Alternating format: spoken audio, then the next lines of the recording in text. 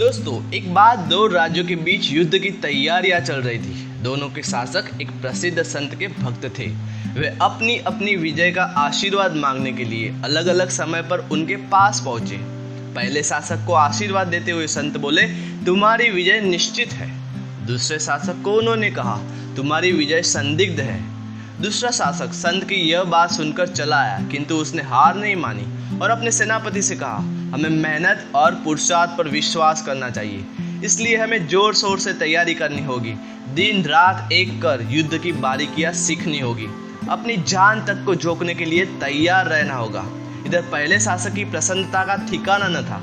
उसने अपनी विजय निश्चित जान अपना सारा ध्यान आमोद प्रमोद व नृत्य संगीत में लगा दिया। उसके सैनिक भी रंग रलियां मनाने में लगे रहे। निश्चित दिन युद्ध आरंभ हो गया। जिस शासक को विजय का आशीर्वाद था, उसे कोई चिंता ही न थी।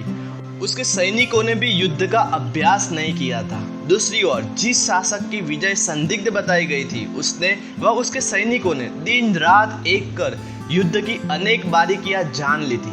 उन्होंने युद्ध में इन्हीं बारीकियों का प्रयोग किया और कुछ ही देर बाद पहले शासक की सेना को परास्त कर दिया। अपनी हार पर पहला शासक बौखला गया और संत के पास जाकर बोला, महाराज, आपकी वाणी में कोई दम ही नहीं है, आप गलत भविष्यवाणी करते हैं। उसकी बात सुनकर संत मुस्कुराते हुए बोले, पुत्र, इतना बौखलाने की आवश्यकता नहीं है। तुम्हारी विजय निश्चित थी, किंतु तुमने मेरी भविष्यवाणी सुनकर अपने कर्म के ऊपर ध्यान नहीं दिया और फल के बारे में खुश होकर तुम अपने मार्ग से भटक गए। जीत के लिए मेहनत और पुरुषार्थ भी तो जरूरी था। भाग्य भी हमेशा कार्यरत और पुरुषार्थी मनुष्यों का साथ देता है, और उसने दिया भी है। तभी तो वह शासक जीत गया जिसकी पराजय निश्चित थी। संत की बात सुनकर पराजित शासक लज्जित हो गया और संत से क्षमा मांगकर वापस चला गया। दोस्तों, इस कहानी से हमें ये सीख मिलती है कि अपना फोकस हमें हमेशा अपने कर्म के ऊपर करना चाहिए, तभी तो सही फल मिलेगा। अगर हम सब फल के बारे में ही सोचते रहेंगे तो कभी अपना कर्म ठीक तरीके से नहीं कर पाएंगे। हर साल हम जन्माष्टमी के पावन उत्सव पर दही और मक्खन से भरी मटकी को फोड़ते हैं, फिर हाथी घोड़ा पाल की, जय कन्हैया लाल की बोलकर इस उत्सव को मनाते हैं। डीजे के ताल पे अर्थहीन फिल्मी गीतों पर नाचते हैं और मानते हैं कि हमने जन्माष्टमी का उत्सव धूमधाम से मनाया। लेकिन जिसके जन्मदिन की हम खुशियां मनाते हैं, वो भगवान श्री कृष्ण ने आज से 5200 साल पहले जो अमूल्य गीता जैसा पवित्र ग्रंथ दिया, उसके ऊपर तो हम कोई विचार करते ही नहीं है।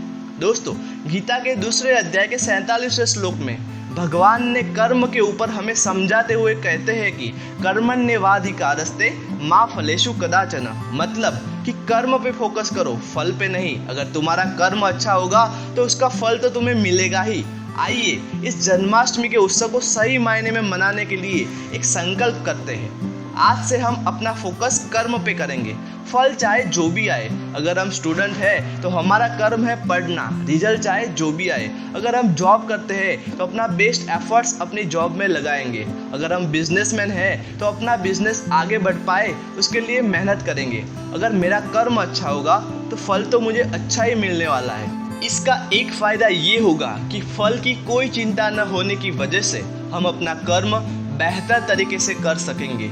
दोस्तों, किस्मत भी उनका साथ देती है जिनके कर्म मजबूत होते हैं। अगर कर्म करने की हिम्मत और सुधार करने की नीयत हो तो इंसान बहुत कुछ कर सकता है।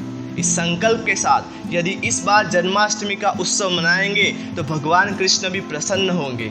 आप सभी को दिल की गहराइयों से जन्माष्टमी की हार्दिक शुभकामनाएं। जय श्री कृष्ण।